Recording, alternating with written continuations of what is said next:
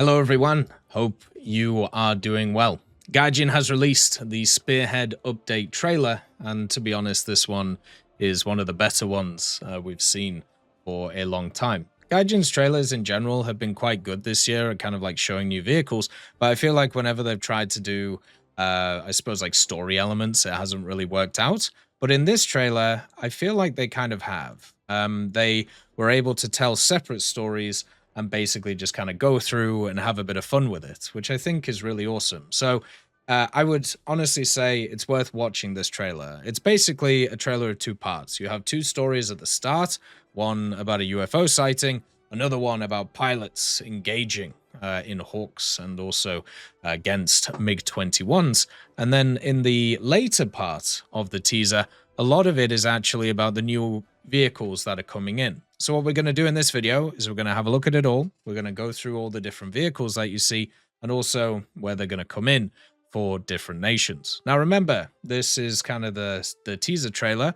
So what will happen now is we'll probably have a dev server on the weekend. We'll probably have the teaser streams tomorrow. Don't worry, we'll cover it all. So if you stick to the channel, you'll get to see everything. As always, if you enjoy the content, make sure to subscribe and also like the video. Let's get into it. So we start off at a radar station, kind of showing the area where Gaijin is going. More modern day stuff. We've seen more SAM systems and more kind of, I suppose, proper updated models. We have the factory stuff which is going on, but it's more of a backdrop for what is happening and showing off the new vehicles. There's an interception happening. The Hawk is coming around, and as you can see, we actually have Carpathians, which I don't think is actually called Carpathians anymore. It's actually called something different, but I know it as Carpathians. And I don't know if they're actually updating it or not. This kind of looks the same as what it was previously. But, you know, the fact that they're kind of showing it would kind of at least tell me that it's going to be changing. You also, this is like the kind of northeastern spawn point. So it's kind of looking over there. And then also you have like this area, which looks maybe slightly different, but not hugely. So it'll be interesting to see if they're just updating it or if they're actually adding new stuff to it. They also show the updated Stalingrad. This is another map that we got a dev blog about today, so we know that they're updating it. And generally, the pictures look really nice, but it doesn't look like it's going to have many gameplay changes to it. It's basically just going to be the same as what we kind of saw before. So if you liked Stalingrad before, you'll like it now. If you didn't like it before, you won't like it now. But at least it'll look prettier. And, you know, that's 9/10 of the battle. So the next part is obviously aircraft. We had a sneak peek at the Hawk, but one of the cool vehicles, which I feel like I'm always going to get lambasted for getting the name wrong, the good old AH-56 that you see here, a weird and wonky prototype helicopter that I'm very glad to see. It's one of the last what I would class as unique helicopters from the American arsenal that actually make more sense to get into War Thunder. Now this is the Cheyenne or Cheyenne or Chuan or Chunky Wunkian. Basically, I know it's the Cheyenne, but if you ask any other American, they'll call it the Cheyenne or something similar. It has a really cool kind of setup in terms of its engines. It has what I would class as an upside-down tail, which is really fun. And also, it's a project which is kind of sad because it really should have gone somewhere more than it actually did, but it just didn't really fit what the Americans were looking for at the time. It always makes me sad when I look at this and then I think about they shut off this program and then they ended up going with another one, and then that's basically where the Apache came from. So yeah, it's really nice to see it represented in War Thunder, but I feel like it might be a bit overshadowed because of the fact we already have the vehicles that kind of beat it out. So because of the timing of this vehicle, it should have access to rockets, it should have access to a gun, as you can see, but also have access to missiles, mainly the TOW variants, which we'll have a look at later. And then you have your first British vehicle, which is really cool to see. This is the Hawk, and the Hawk is one of those vehicles that I've been wanting for a long time.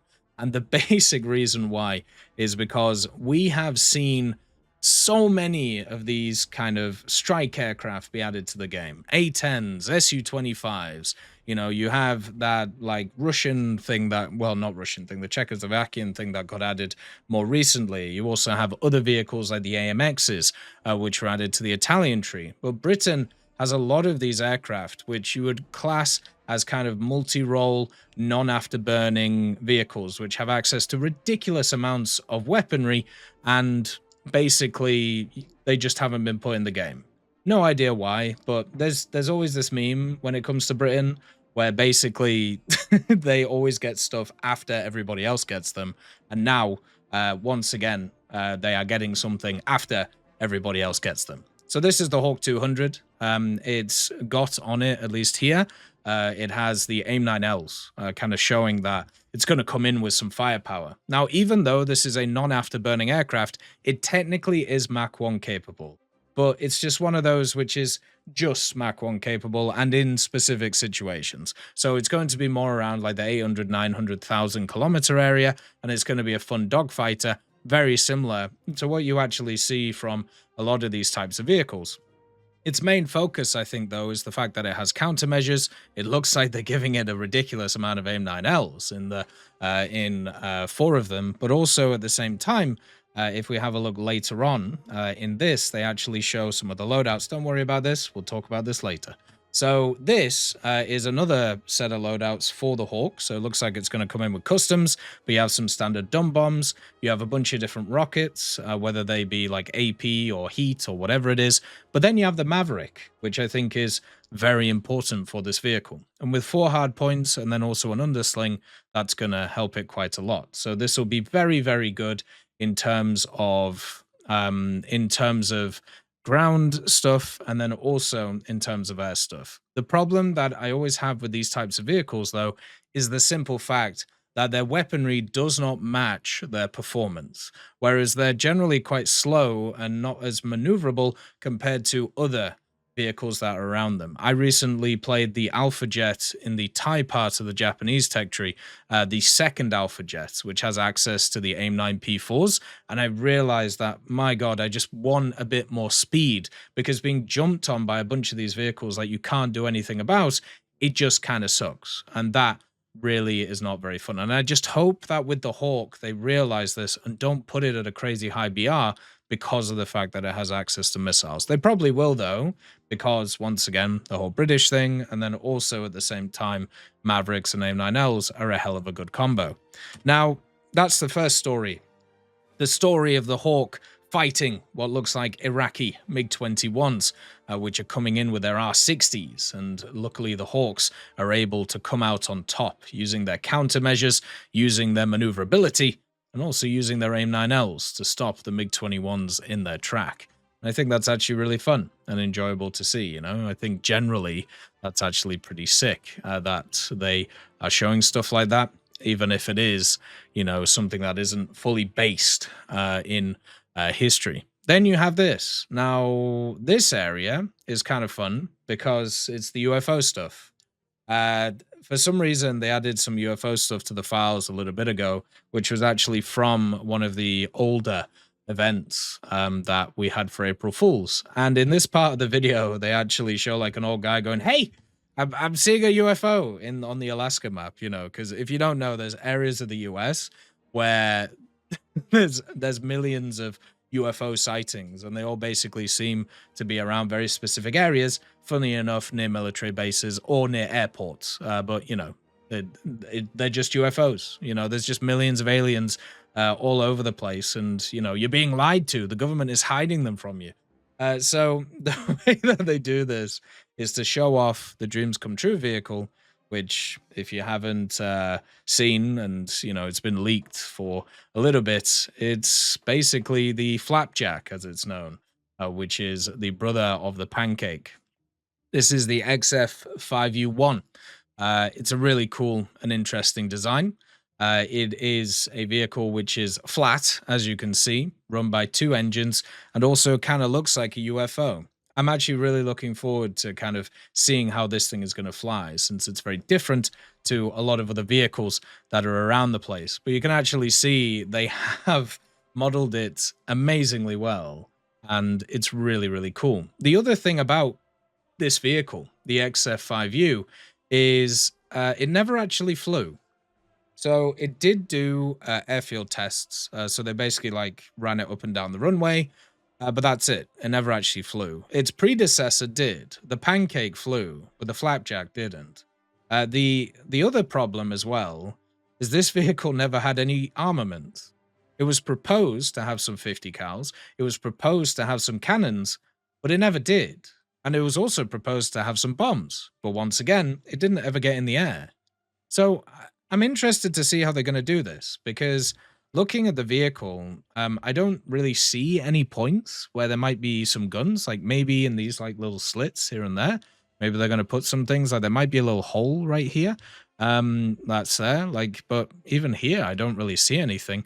You know, there doesn't seem to be anything around this place.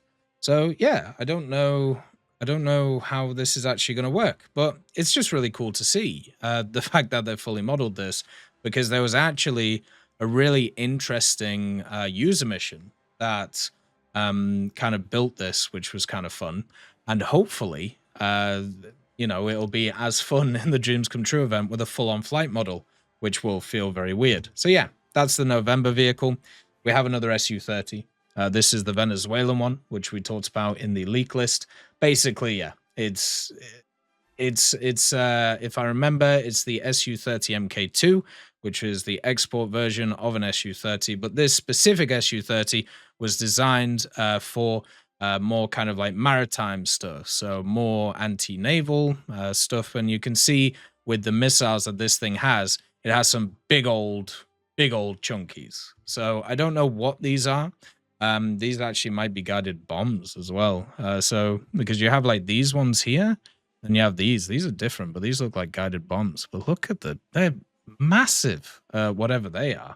They might be the KH-59s, which we talked about previously, but they also might just be, you know, similar to what we see from the KH-38 family, which would be terrifying if it was actually going to be a premium with those types of things. So the vehicle itself should be very good.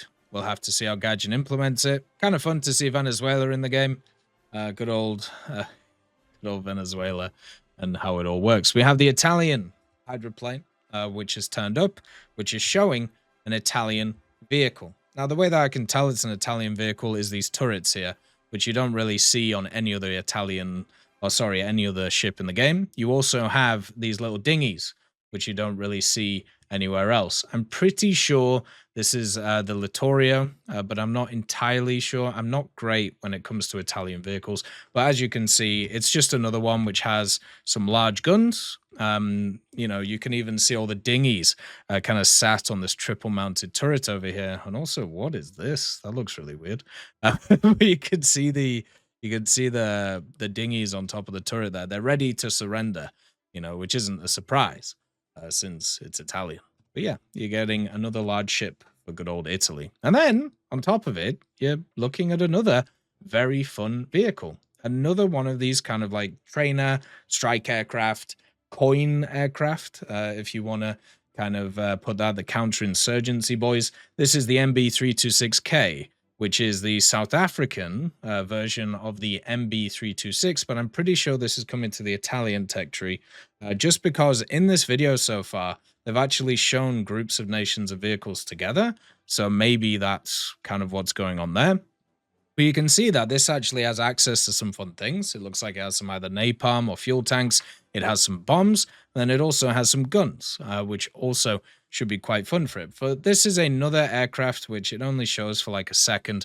But basically what these are vehicles which are very good in terms of, you know, low speed maneuverability. They'll have a few options in terms of their ordnance, and generally they'll just be either like a interesting kind of premium vehicle or another kind of CAS aircraft that you can add to the lineup. So very similar to like the L-39, which you can see in other areas. And then we have this wonderful thing.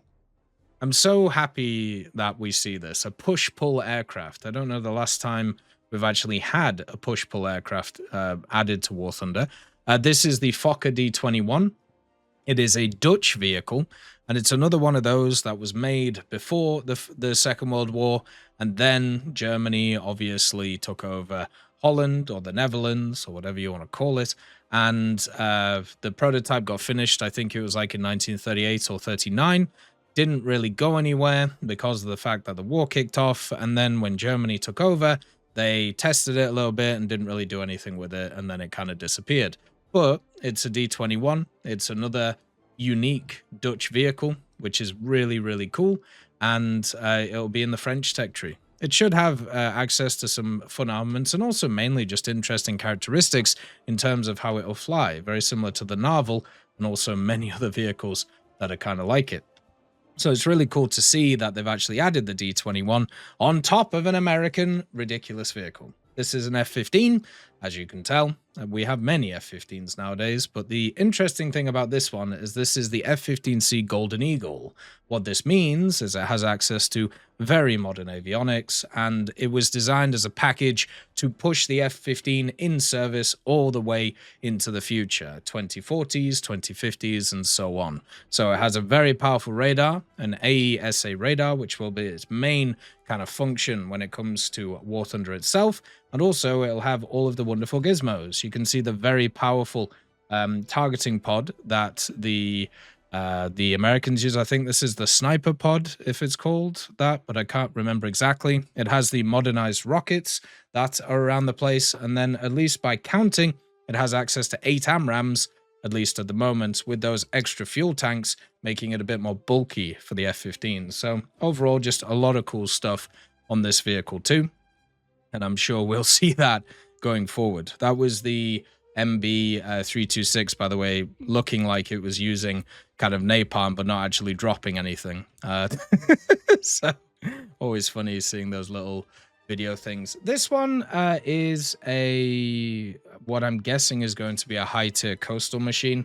It's literally on the screen for a few seconds, but I'm pretty sure this is the Brestois, or the F-762 for French service. I don't know a lot about this one.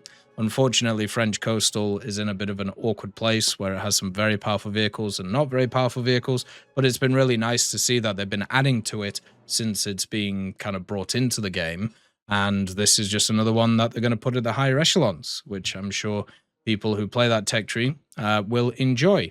But I think the main focus that many of the French players will have is not the Fokker D-XXI, is not all of the ships that they're bringing in, but this. It is the Jaguar. The good old Jaguar. The AFV, if you want to call it that, or IFV, depending on how you look at it, of the modern era for France. This vehicle is a step up for France in terms of its light vehicles. France has always had really good light vehicles in War Thunder. The AMX-13 platform is amazing. The General Mars platform nowadays is actually quite fun, and I've always enjoyed many of the other ones that have kind of just existed in the trees. The wheeled vehicles are all enjoyable too. But one of the areas of France that has always struggled is the top tier, the higher echelons. And basically what you have is you have just MBTs. You have the Leclercs, and now you have like the Leopard 2s, and that's pretty much it, right? So now you have a top tier wheeled vehicle, 6 wheeled vehicle, which is kind of awkward, which is incredibly ugly, but should be quite useful. It has access to a 40mm, which, as we've seen in War Thunder, the higher echelons usually use 30s or 40s or 35s. The 40s, when you look at stuff like the STRF, for example, way better than the 30s, just a lot more punching power. And this vehicle should also get some very modern, very good missiles, which should also put France on the map in terms of their light tanks. Now, it does have modular armor, so maybe it'll be one of those where you can get an add-on armor package or not. It also has a bunch of smoke grenades and insanely good optics. And also, as I said, it's just very ugly. So, yeah, it's really cool to see. And as somebody who, my favorite ground nation in War Thunder is actually, it literally is France. I'm very happy to see this. It's been really cool seeing all the Benelux stuff being added and that area continuing to increase. But as with a lot of other players who play France, I'm just very, very happy to see French-born proper vehicles after them adding 1 million Leclercs into the game. We also have, once again, the AH-56 and the F-15, but you can see here just the rocket load on this AH-56. So it has 8 different sets of rockets.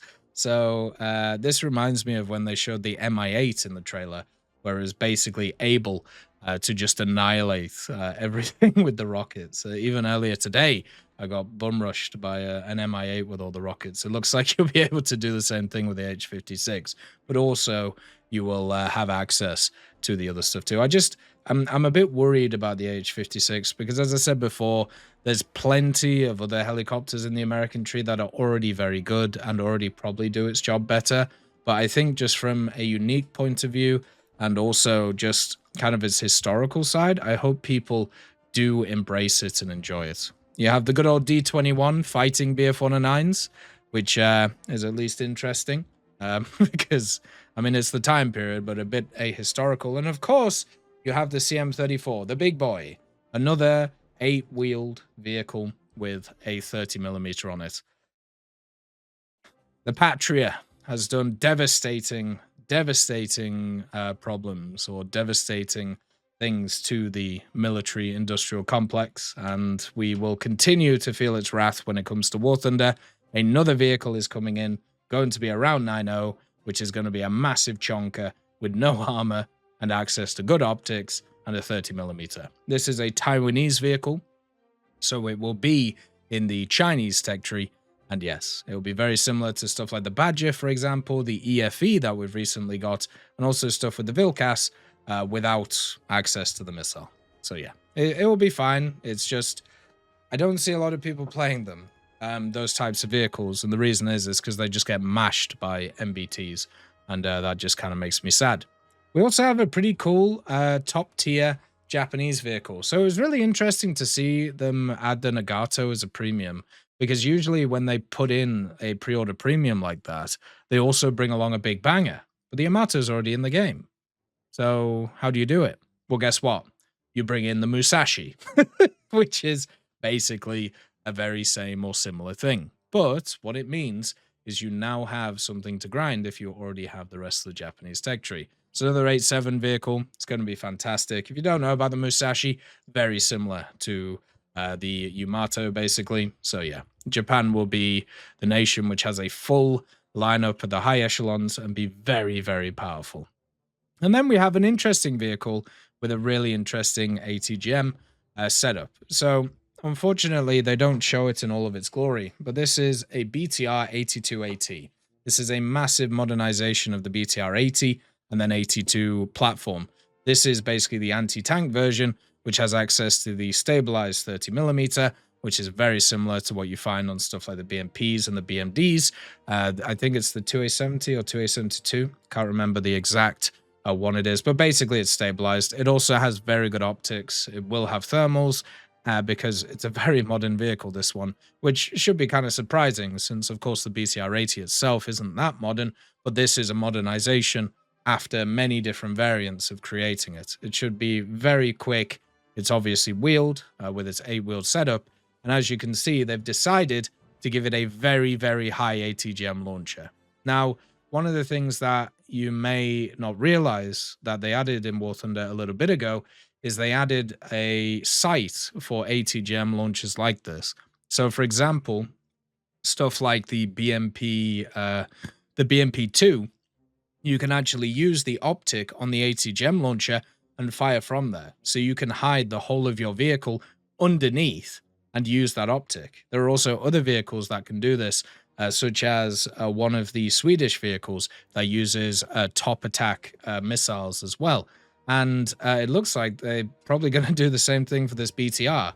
So you will be able to hide this BTR behind a hill and be able to fire this missile off in order to hit targets. Like, they obviously, you know, don't show you what it is, but you can definitely tell what it is, right? So this, to me, is actually going to be very powerful and very annoying to deal with.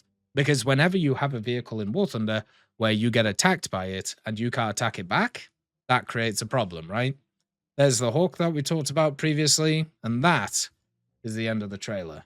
So in this trailer, we get 2 really cool storylines. We also, at the same time, get access to a bunch of different vehicles that you can see too. And if I'm honest with you, it just looks really awesome. This update usually has a metric ton of stuff in it because it's around the anniversary, but not in the actual vehicle department. It normally has the event, the battle pass, which has just started again, and many other things. But this time, when it comes to this update, they have a lot of cool stuff. And, you know, I think the trailer really shows that. I want to see what Carpathians looks like. I want to see what Stalingrad looks like. There's a lot to be really hyped about when it comes to this trailer. And on top of this, they're also testing out new game modes, which is one of the big things that people have asked for. Plus, there's ground via Decompression, which just came in too. They're answering everybody's questions, apart from mine, because they need to reduce research. But that's another thing for another day. Let me know what you think about the trailer. Look after yourselves. Peace be with you. And I'll see you next time. I'd just like to thank GMG Smiley, CD Beans, Chieftain Mike, EMN3 Galaxy, Tulio Pontecorvo, Brendan Quinn, Carrion Crow, Gus Irenicus, Pyman, Wartinder, Teddy, Daniel Stanton, Martinez, B. Young, Ozzy Panzer, Alan Hacker, Liam Shear, Opium Prime, Lafouche, Sem, Aslan, Uncle Bean, and Derek R. for supporting the channel.